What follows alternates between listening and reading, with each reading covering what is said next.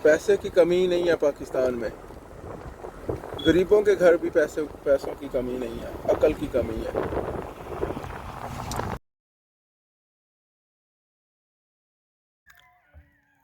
तो ये स्तूगा हमें मिला है। ये सब जगह टेंट लगे हुए हैं, ये फुली बुक थे। ये टेंट की प्लेस सस्ती होती है।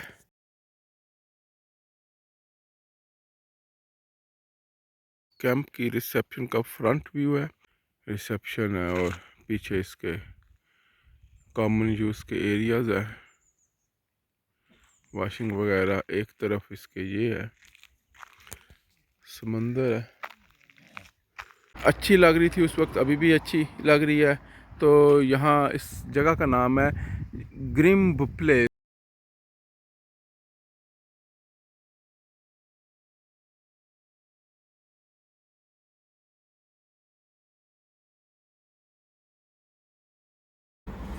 खेतों में जो गाय के साथ जो या भैंस के साथ या बैल के साथ वो आयरन का हल इस्तेमाल करते हैं। तो इन लोगों का जो 150-200 साल पहले तौर तरीके थे खेती बाड़ी करने के, वो पाकिस्तान के आज के तरीके से ज़्यादा एडवांस है।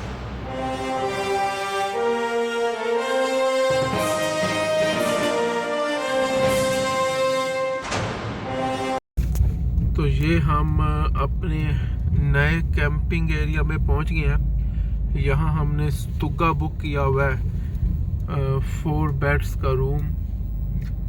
और ये भी उसी किस्म का एरिया लग रहा है, कंट्री साइड जहाँ हम पहले मिस्टेकनली गए थे। उम्मीद है कि ये मिस्टेक नहीं होगी, ये जो है ये रियलिटी ही होगी।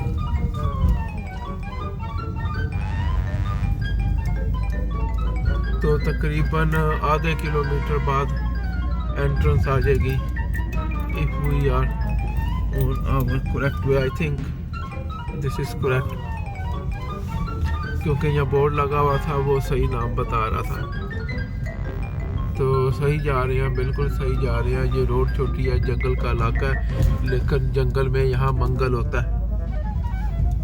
तो ये जंगल में मंगल हो रहा है, वो आगे स्तूगे आगे, ये जो है स्तूगे भी आ गए है, कैंपिंग भी आ गई, और आगे एक कपल भी आ रहा है। तो ये सही एरिया है। तो we have arrived at our destination for tonight stay. तो आज हम इधर सोएंगे।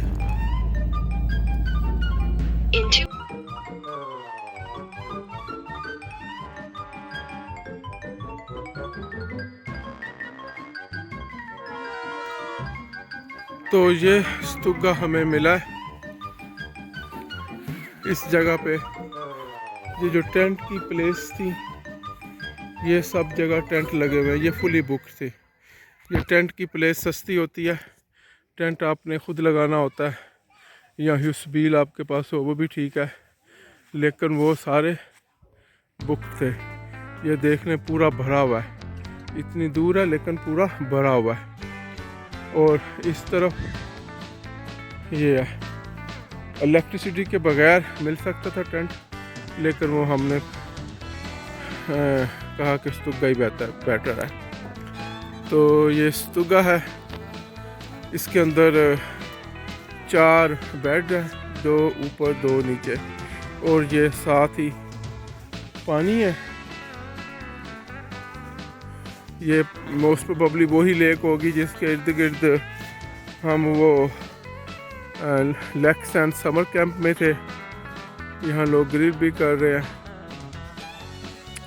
और इसी के इर्द गिर्द वो mid summer festival lakes end में लोग मना रहे थे। तो ये भी अच्छी जगह, मेरा ख्याल था शायद ये बहुत अच्छी ना हो। यहाँ पानी इतना गहरा नहीं है। आगे मैं देख रहा हूँ कि बच्चे, छोटे छोटे बच्चे नहा रहे हैं, और पानी की गहराई बहुत कम है। उधर छोटे छोटे बच्चे, ये छोटे छोटे बच्चे नहा रहे हैं, और पानी की बहुत गहराई कम है। तो यहाँ मेरा ख्याल है कि ये बच्चों के लिए बहुत अच्छा होगा, ज़्यादा गहरा नहीं है। लोग यहाँ साइकिलों के साथ भी आते हैं।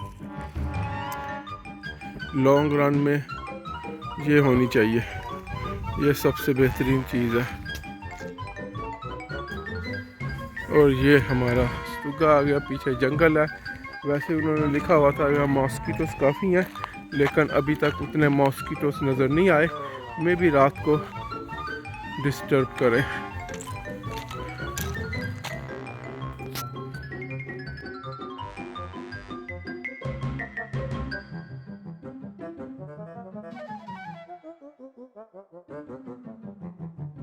तो ये होता है स्तूगे के अंदर, ये ऊपर प्लेटें वगैरह। ये 2 बेड हैं, इसी तरह 2 बेड जो है वो मेरी बैक साइड पे हैं। ये टेबल कुर्सी है और ये बर्तन हैं, गिलास हैं, ब्ला ब्ला ब्ला। और बाहर से आपने देख ही लिया।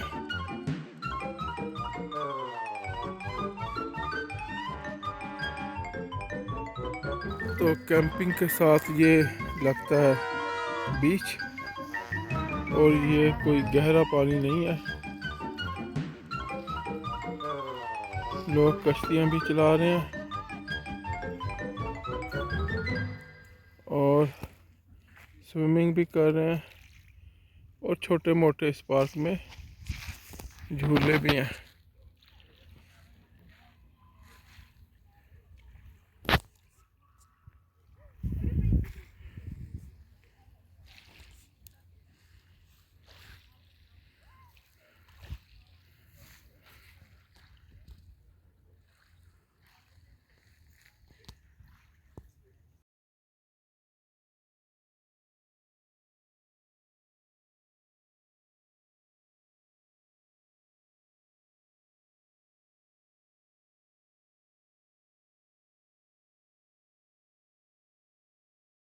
तो यहाँ जो नॉर्मल कैंपिंग एरियाज होती है, वहाँ इस किस्म की कॉमन वाशरूम होती है।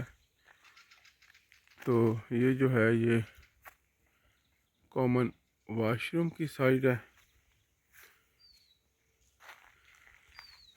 ये नहाने की जगह है। ये इधर टॉयलेट वगैरह है। इधर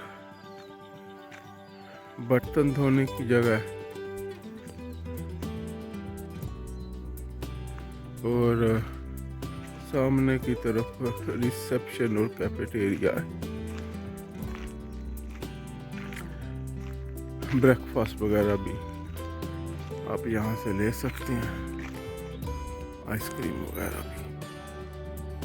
तो ये आमतौर पे होता है कैंपिंग एरिया के साइज़ के हिसाब से।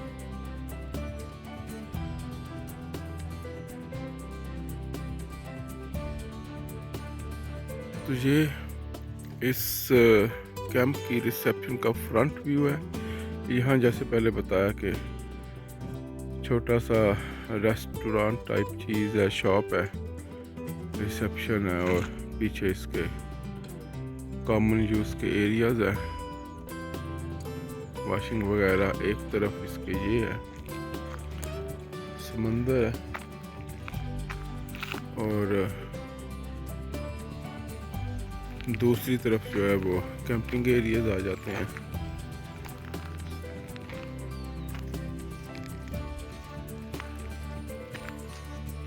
तो इस तरफ कैंपिंग एरिया स्टार्ट हो जाते हैं।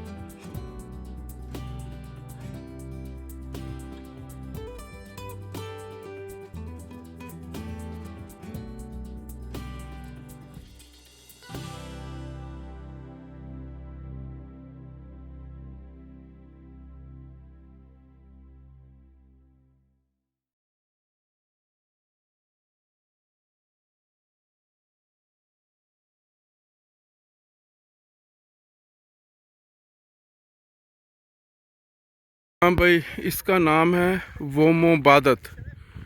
कुछ लोग पूछ रहे थे कि इसका नाम क्या है। नाम इसका वोमोबादत है। अभी अगर मैं प्रोनाउंसिएशन ठीक कर रहा हूँ तो इसका देखते हैं कि फ्रंट पे इसका नाम लिखा हुआ है कि नहीं लिखा हुआ। ये इसकी रिसेप्शन कह लें, रेस्टोरेंट है। और सुबह सुबह अभी लोग ये बीच पे नहा रहे हैं। मेरा ख्याल पहले वो बीच पे नहाते हैं फिर अंदर जाते हैं। तो ये इसकी फ्रंट में रिसेप्शन है, सूरज के अपोजिट साइड पे है, तो इसलिए पता नहीं आपको तस्वीर कैसी नज़र आ रही है। मुझे तो अभी कैमरे में कुछ दिखाई नहीं दे रहा। तो ये सिलियंस बादत है, वही लेक है जिसमें सब कुछ पीछे से हम कर रहे थे। तो इसका नाम यहाँ भी नहीं लिखा हुआ। किधर लिखा हुआ है? हाँ, ये लिखा हुआ है इसका नाम। तो वोमोबादस कैंपिंग है।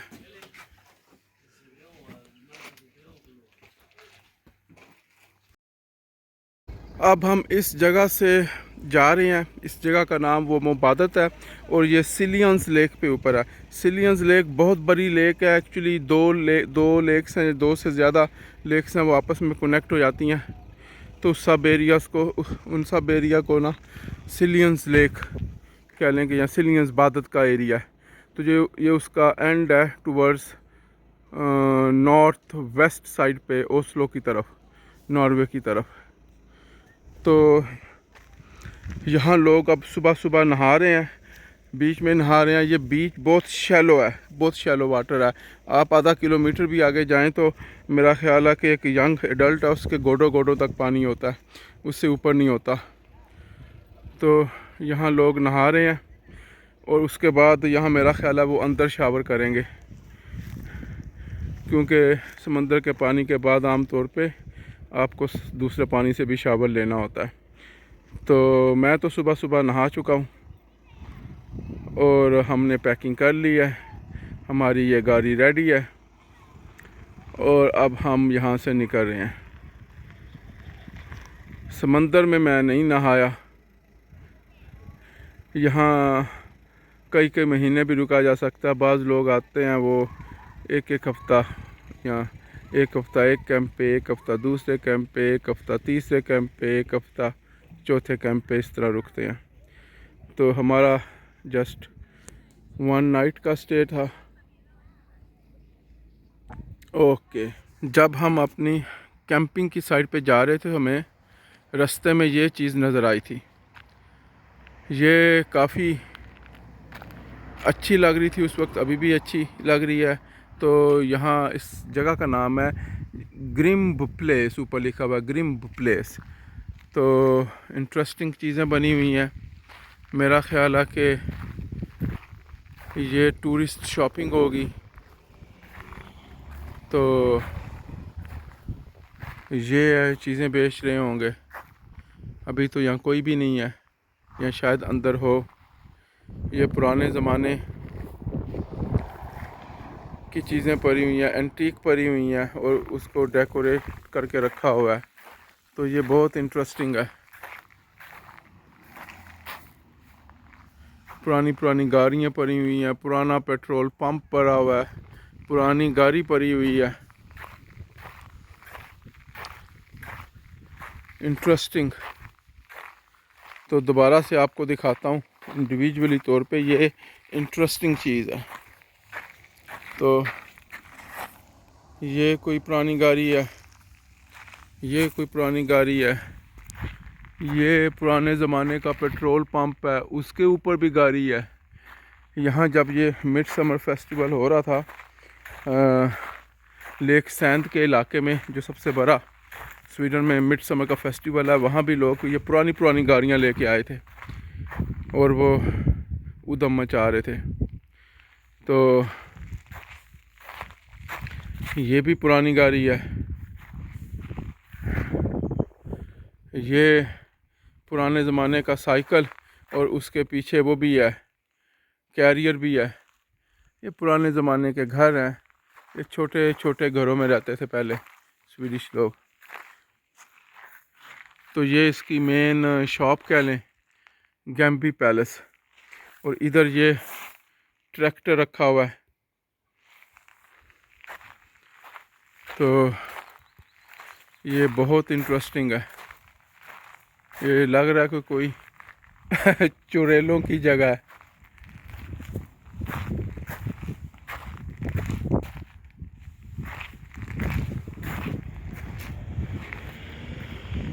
और सबसे इंटरेस्टिंग तो ये है, ये बैलगाड़ी। तो पुराने ज़माने में ये लोग बैलगाड़ी भी यूज़ करते होंगे। ये बड़ा जालिम किस्म का बैल है और पीछे उसके लोग बैठे हुए हैं। ये इंटरेस्टिंग। और यहाँ भी कोई चीज़ पड़ी हुई है। तो ये उसी चीज़ की कंटिन्यूशन है और ये आगे और भी चीज़ें हैं।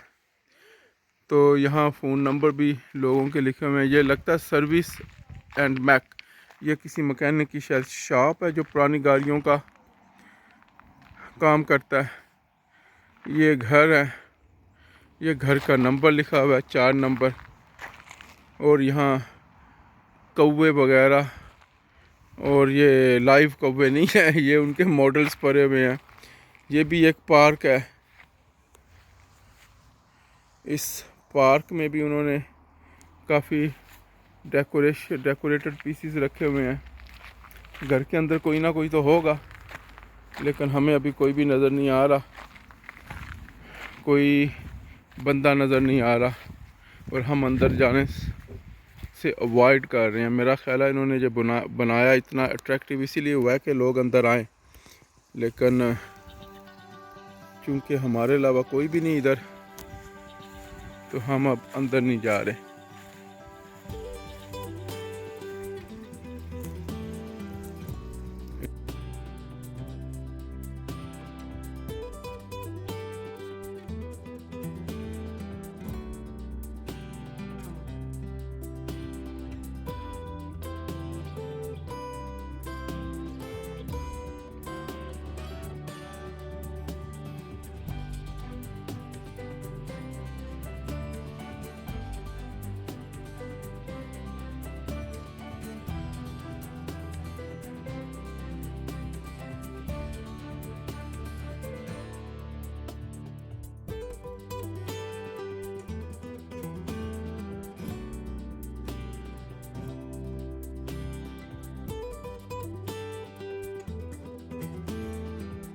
तो ये जो है ये लैंसमान की शॉप लग रही है और बड़ा ख़तरनाक किस्म का आदमी इन्होंने खड़ा किया हुआ है यहाँ। और इसके पास ये पिस्टल भी है।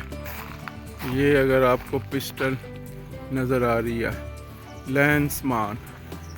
लैंसमान का मतलब क्या होता है, जिसको पता है वो मुझे भी बताए।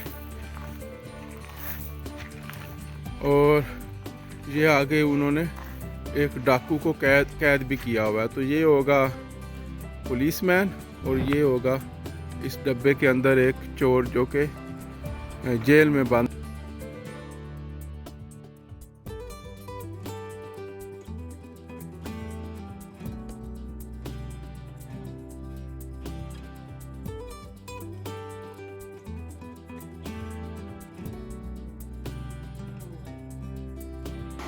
तो ये एक बहुत ही खूबसूरत एरिया है। पानी बह रहा है यहाँ पत्थरों में, जैसे पाकिस्तान में कश्मीर में पानी बहता होता है। और ये उसी के पास है जिसको आप विच हाउस कह लें, कुछ भी कह लें। तो ये वो एरिया जहाँ मैं पहले वीडियो बना रहा था। और उसके साथ मेरा ख्याल है कि ये इनका प्राइवेट एरिया है। ये प्राइवेट बोट का स्पास है, बोट की प्लेस है और वहाँ प्राइवेट का बोट भी लगा हुआ है। तो इनकी ये प्राइवेट एरिया और बोट पार्किंग का भी एरिया प्राइवेट है। यहाँ बहुत ज़्यादा और जहरीली मक्खियाँ हैं जो मुझे तंग कर रही हैं। और ये बहुत पुराना ब्रिज है। ये इतना पुराना ब्रिज है कि इन्होंने इसको बंद किया हुआ है। पीछे नोट भी लगाया हुआ है कि कोई मोटरसाइकिल भी इस पे से ना गुजरे। पैदल लोगों के बारे में कुछ नहीं बोला हुआ, लेकिन गाड़ी और मोटरसाइकिल के लिए मना है। तो मेरा ख्याल है कि ये पुराना ब्रिज है, वो नया ब्रिज वो सामने वाला होगा। और ये पुराना ब्रिज है जिसके नीचे से पानी बह रहा है, इसको बंद किया हुआ है, इसकी कंडीशन सही नहीं होगी। और ये इस तरफ पानी जा रहा है। ये छोटी सी कोई नदी नाला कह लें इसको, लेकिन खूबसूरत है।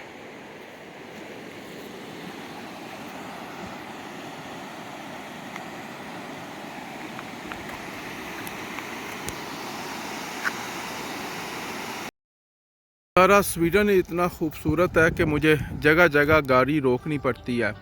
ये छोटी सी रोड है और मेरे ख्याल पुराने ज़माने की रोड होगी। इसके दोनों तरफ पीछे रोडों के साथ घर थे।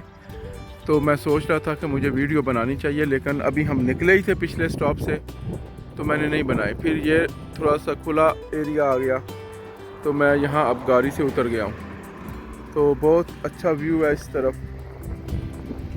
ये छोटे छोटे बड़े बड़े घर हैं स्वीडिश लोगों के, और ये जंगलों में बने हुए हैं, खुले खुले एरिया में। और ऐसी जगहों में ही ये लोग रहना पसंद करते हैं। ये लोग शहरों में नहीं रहते। शहरों में रहने की आदत सिर्फ पाकिस्तानियों की पड़ी हुई है, जो सारे देहातों को छोड़ छाड़ के शहरों में आ रहे हैं। ये लोग उल्टा करते हैं, ये शहरों को छोड़ छाड़ के देहातों में जाते हैं और ऐसी खुली खुली जगहों में रहते हैं, खुली फ़ज़ाओं में रहते हैं, जहाँ इनको ना कोई पूछने वाला हो, ना इनको कोई ख़ास रूल्स फॉलो करने पड़े। और लेकिन ये बहुत खूबसूरत है, नीट एंड क्लीन, साफ़ सुथरे। शहरों से ज़्यादा साफ़ है इनके देहात।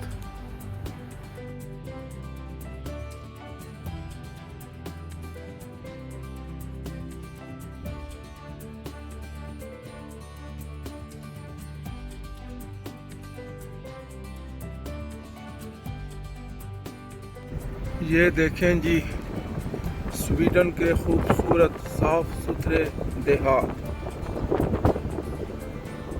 इनका स्टेटस सिर्फ वैसा ही है जैसे पाकिस्तान में गांव का होता है। पाकिस्तानी जो देहात और गांव है, ये यहाँ स्वीडन के देहात और गांव हैं। और इनको देख के आप अंदाज़ा लगाएं कि पाकिस्तान कितना बैकवर्ड है, जो कि एक रियलिटी है। और इसका तल्लुक़ गुर्बत से नहीं है, इसका तल्लुक़ पैसे से नहीं है। मैं लोगों को कहता हूँ पाकिस्तान को कि पैसे की कमी नहीं है पाकिस्तान में। गरीबों के घर भी पैसों की कमी नहीं है, अकल की कमी है। तो पाकिस्तान में जो गुर्बत है वो अकल की कमी की वजह से है। यहाँ जो पाकिस्तान के देहात हैं वो इतने खूबसूरत नहीं है जितने स्वीडन के हैं। तो इसकी वजह अकल की कमी है, इसकी वजह पैसे की कमी नहीं है। अकल हो तो पैसा खुद ही आ जाता है।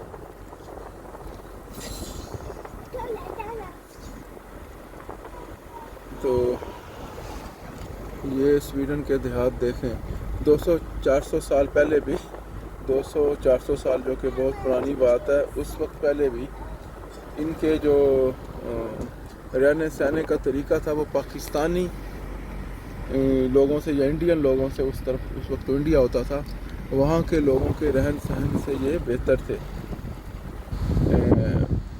ये लोग तकरीबन, एक मैंने म्यूज़ियम देखा इनका, तो मैंने इनका एक म्यूज़ियम देखा है नॉर्थ ऑफ स्वीडन में, स्वीडन के टॉप नॉर्थ में, जहाँ बंदा आज भी वहाँ रहना मुश्किल होता है। तो वहाँ ये 150-200 साल पहले जो इनके किसान हल इस्तेमाल किया करते थे, वो हमारे आज के दौर में जो पाकिस्तान के किसान हल इस्तेमाल करते हैं खेतों में, जो गाय के साथ, जो या भैंस के साथ या बैल के साथ वो आयरन का हल इस्तेमाल करते हैं। तो इन लोगों का जो 150-200 साल पहले तौर तरीके थे खेती बाड़ी करने के, वो पाकिस्तान के आज के तरीके से ज़्यादा एडवांस थे। तो यहाँ के लोग 200 साल पहले उन टेक्नोलॉजीज़ को यूज़ करते थे जो पाकिस्तान आज भी यूज़ नहीं करता, खेती बाड़ी के लिए जो की टेक्नोलॉजीज़ कह रहा हूँ, और ये काम वो हाथों से करते थे। तो अकल थी इनमें, ये अकल से अपने हल को एडवांस करते थे, उनको बेहतर बनाते थे।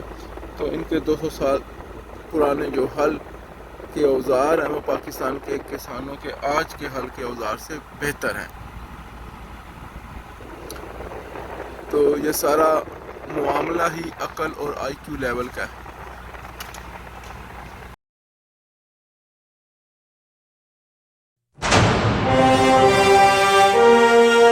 If you like this video, please share this video to the whole world. Spread this video everywhere. We are confident that this channel is going to have a huge impact. This channel is going to change some of the lives of the people. So please subscribe to this channel and press the bell icon and stay tuned. Thank you to all of you. Goodbye.